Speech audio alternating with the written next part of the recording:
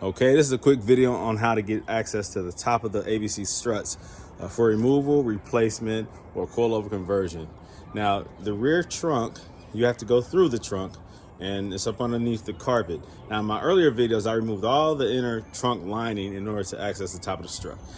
That was my very first coilover conversion. That's obviously not necessary. It's very simple, guys. All you have to do is on each side, passenger and driver. In this case, I'm gonna do it on the passenger side. You pull this carpet back. Now be careful because there are yellow and black air lines, pneumatic lines back here that you have to be careful not to pull. So you grab the carpet just like this.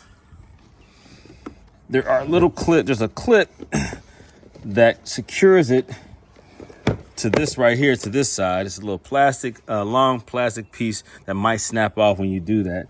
It'll just fall. It doesn't do anything but secure it. And it's okay, you don't need it.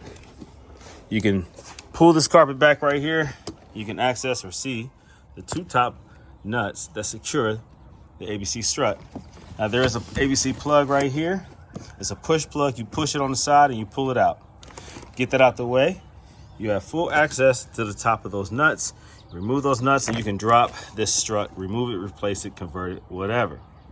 So once you're done, you just push it back like that. You're good to go. All right.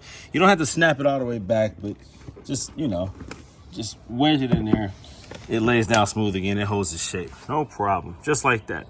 That's how you access the top of your rear struts on an R230 Mercedes-Benz.